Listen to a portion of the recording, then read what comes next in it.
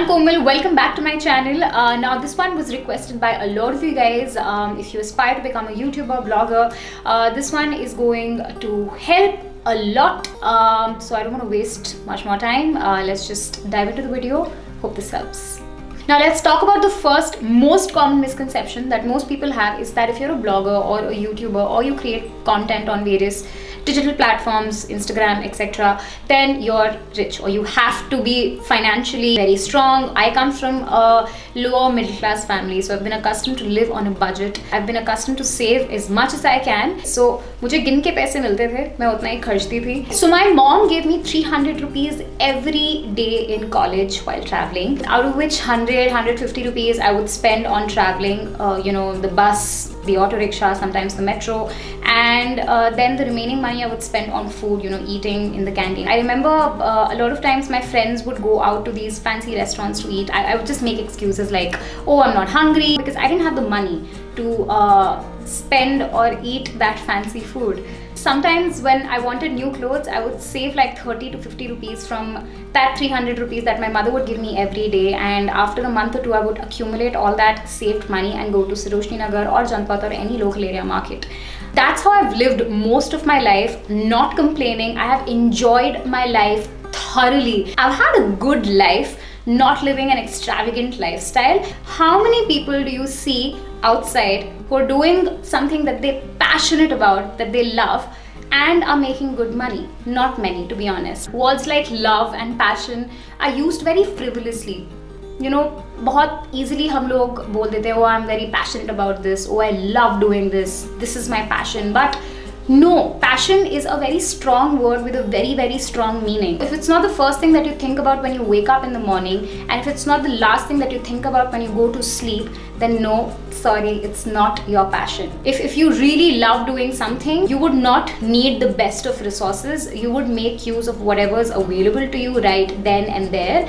And that's what I did. I created all my content in college out of clothes that were bought from Sarojini Nagar. I remember that I bought my first Zara after I received my first paycheck. I remember I started working at Popex. So shortly after 6 to 7 months of blogging, they hired me, and I worked there for about 1.5 years. I made over 400 videos. I've spoken about this. YouTube and my relationship has been quite old. It's only been 10 to 11 months that I started my independent YouTube channel, but I have been in this game for a very, very long time. Now, another very important thing is to surround yourself with equally driven people.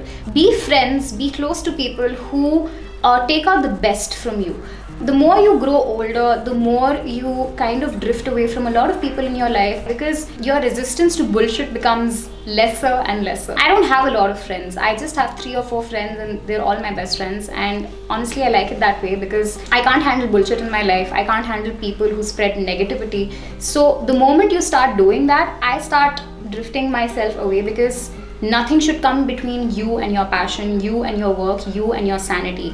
And when you're in a creative industry like this one, things are very dynamic. You need to be always on your toes. You need to be always sane from here so you can be more creative and think of new content. So you need to surround yourself with people who do not challenge your peace of mind. I've seen a lot of people saying, like, oh, just start. No, don't do that. You need to sit down, you need to research a lot, you need to go on the internet, watch people who are doing the same thing, and then you need to analyze, you need to evaluate if you're cut for it or not. Because I'll tell you what, the harsh truth, creating content on digital platforms is still a very, very alien concept, especially in our country.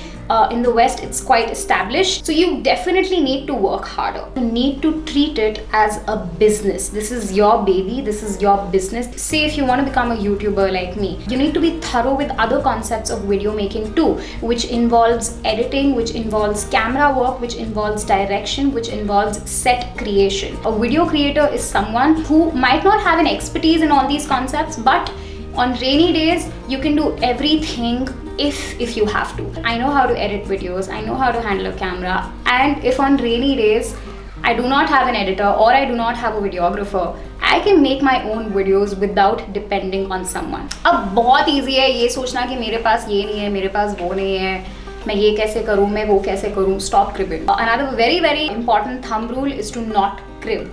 There are going to be challenging circumstances, situations. You cannot crib. Identify the problem and then start looking for the solution of it. I have seen a lot of people wasting their time worrying about their problems. The amount of time that you're wasting worrying about that issue, you can take out a solution in that entire time. Now, like I said, I started in 2013. I started posting like these really cute small look of the days, outfit of the days on my Instagram. I used to call them #LOTDs. And I clearly remember कि मैं हर दिन थोड़ा जल्दी उठती थी early in the morning just so I can dress up a little better, you know, spend my time creating outfits, mixing and matching from whatever little clothes I had, and thinking ki lunch break mein I'll click a picture and then I'll post it on my Instagram, and then, you know, I would wait for so many people to comment on my picture about how they like my outfit, and that's how I created that really small tight family. My fashion was also all about affordable and recyclable fashion. When I started at that time, nobody was doing this concept. It was very glamorous. It wasn't very accessible.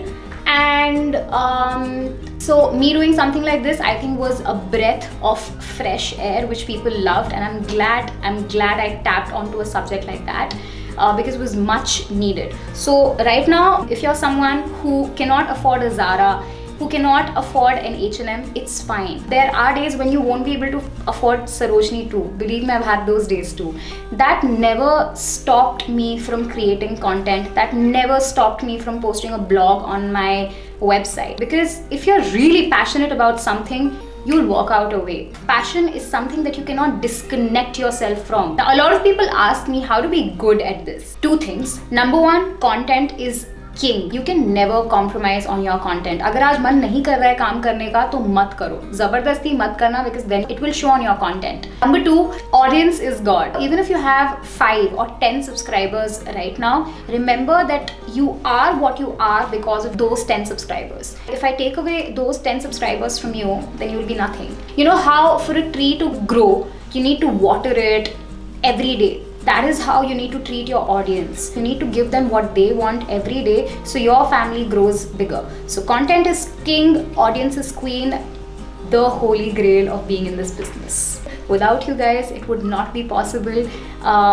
These 7 lakh subscribers, almost 7 lakh subscribers, if you take it away from me, I'll be nothing. And remember, I'll always respect that. I'll always be grateful.